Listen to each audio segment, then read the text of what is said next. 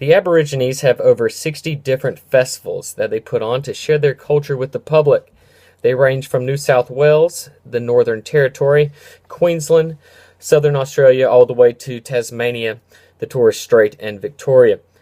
And this was an oppressed culture for over 150 years since the Europeans landed on Australia, and for them to express themselves through music and art is an accomplishment and well deserved. The Yama Festival, which means welcome, was created by the Bourke Aboriginal Community Working Party. The theme of this festival is spirit, soul, heart, mind, and body. This festival lasts an entire week and has music performers, dancing, sports, bush foods, bush poetry, and an attempt to create the world's largest painting. Now, the attempt at the largest painting will be a collection of Australian-themed paintings, and they'll be sewn together.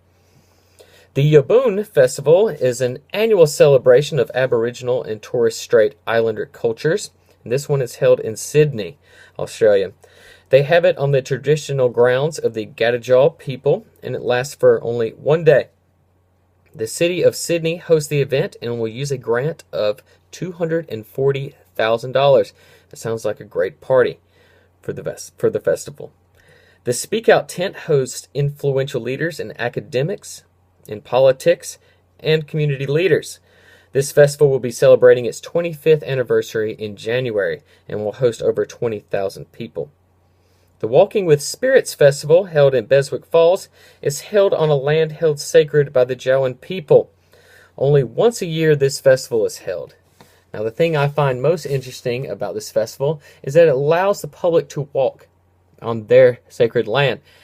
This land is referred to as an ancient playground. I looked up several photos of this land, and it's pretty much like an amphitheater with high bluffs and sandy beaches. This was also the birthplace of the Australian hip-hop group, the Billabong Boys. You should check them out.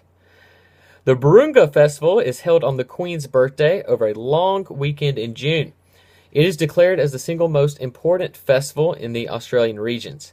It showcases the Katherine region's communities and celebrates the positive aspects through different sports games. The history of the festival dates back to 1985, but gained popularity in 1988 when the Aboriginal leaders of the regions met with Prime Minister Hawke with the Burunga Statement, which called for a treaty. It didn't make it to Parliament, but some good did come out of it. Yothu Yundi wrote a song called Treaty and is widely popular in the region. Lastly, the Dreaming Festival is based out of Woodford and will last 3 to 4 nights. So it contains the same type of events and things to do as other festivals, but what drew me to this was its theatrics.